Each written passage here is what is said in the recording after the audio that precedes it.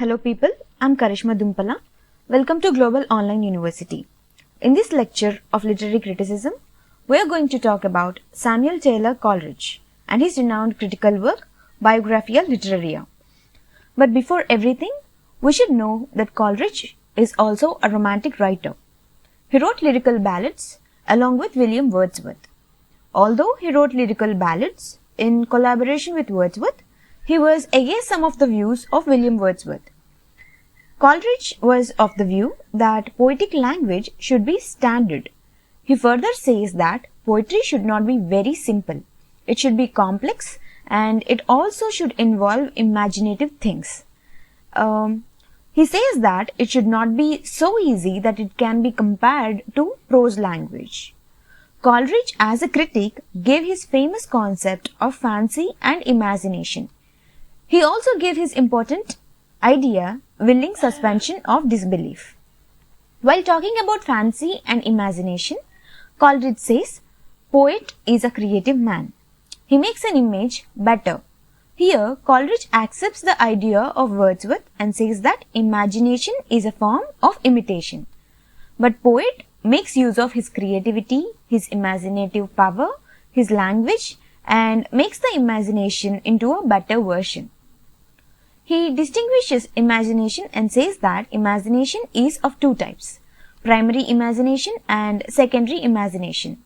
Coleridge says that to write a better poetry, one should always have a better secondary imagination. According to Coleridge, primary imagination is first image that comes into our mind. That is the image which is not affected by any other knowledge or willpower, any other obligation, or any other myth, just the image but nothing else. He says that is the image that comes into the mind of the viewer. Then he says that the secondary imagination is when all types of knowledge applied to the primary imagination. The primary imagination is universal and possessed by all. The secondary imagination makes artistic creation possible. It requires an effort of the will and conscious effort. It works upon what is perceived by the primary imagination. Its raw materials are the sensations and impressions supplied to it by the primary imagination. It selects and orders the raw materials and reshapes and remodels it into objects of beauty. The secondary imagination is at the root of all poetic activity. It is the power which reveals itself in the balance or reconciliation of opposite and discordant qualities, and Coleridge calls it a magical synthetic power. It fuses the various faculties of the soul, subjective with objective, the human mind with external nature, the spiritual with the physical or material. The primary and secondary imagination do not differ from each other in kind. The difference is only of degree.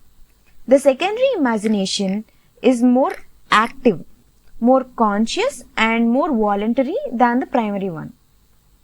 Now let us talk about fancy. Imagination and fancy differ in kind and nature. Whereas imagination is creative, fancy, which is common possession of man, is not creative. It is a mechanical process which receives the elementary images which come to it ready-made, and without altering these, fancy reassembles them into a different order from that in which it was received. It only combined what it perceives into beautiful shapes, but does not fuse or unify. It is a kind of memory that arbitrarily brings together images, and even when brought together, these images continue to retain their separate and individual properties. They receive no coloring or modification from the mind. Coleridge has called fancy the aggregative and associative power. However, Wordsworth argued that to aggregate and to associate, to evoke and to combine belong as well to imagination as well as to the fancy. But Coleridge explained that aggregating or collecting is beneath the dignity of imagination because it not necessarily an act of uniting. The materials have to be assembled before imagination can get to work and make the transformation and synthesis. Fancy has to do this act of collecting, and so fancy presupposes imagination. Now let us talk about the willing suspension of disbelief. Coleridge coined the phrase willing suspension of disbelief in his work Biographia Literaria, published in the year 1817, in the context of the creation and reading of poetry.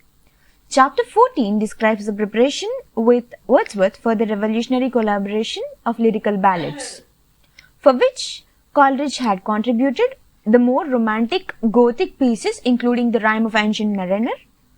Poetry and fiction involving the supernatural had gone out of fashion to a large extent in the 18th century, in part due to the declining belief in witches and other supernatural agents among the educated classes, who embraced the rational approach to the world of the creation and reading of poetry. Suspension of disbelief is often applicable to fictional works of the action, comedy, fantasy, and horror genres.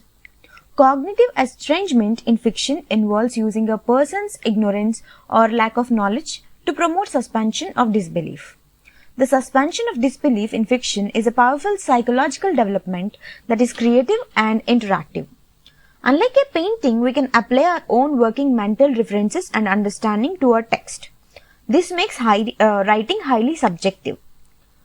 When Coleridge speaks of suspension of disbelief for the moment, he is speaking of the fact that while not everyone may believe in the supernatural under every normal circumstance, he wrote his poems in such a way that a reader suspends disbelief, meaning refrains from concluding that the content is unbelievable, which in simple terms only means that he wrote his poems in such a way as they might seem believable.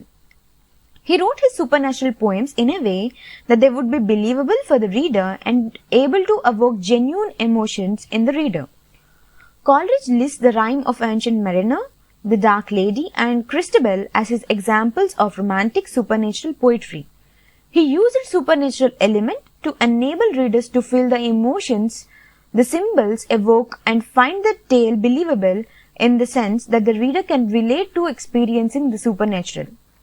Samuel Taylor Coleridge called drama that willing suspension of disbelief for the moment which constitutes poetic faith. When we sit in a theatre, we willingly suspend our disbelief because we know that everything that is happening on the stage isn't real. But the playwright, the actors and the audience all enter into a conspiracy of poetic faith in an attempt to bring to life a quasi-reality that transcends and communicates some perception about life in this world. So, and before leaving, I would like to mention about the video lectures and the test series we are providing. The video lectures covering the syllabus will be made available for you here on YouTube and also the Global Online University app. Regarding the test series we are providing, the entire test series contains about 10 mock tests of 100 questions each, covering the entire syllabus, which would help you to cover the entire syllabus and also analyze your preparation and bring some changes if necessary.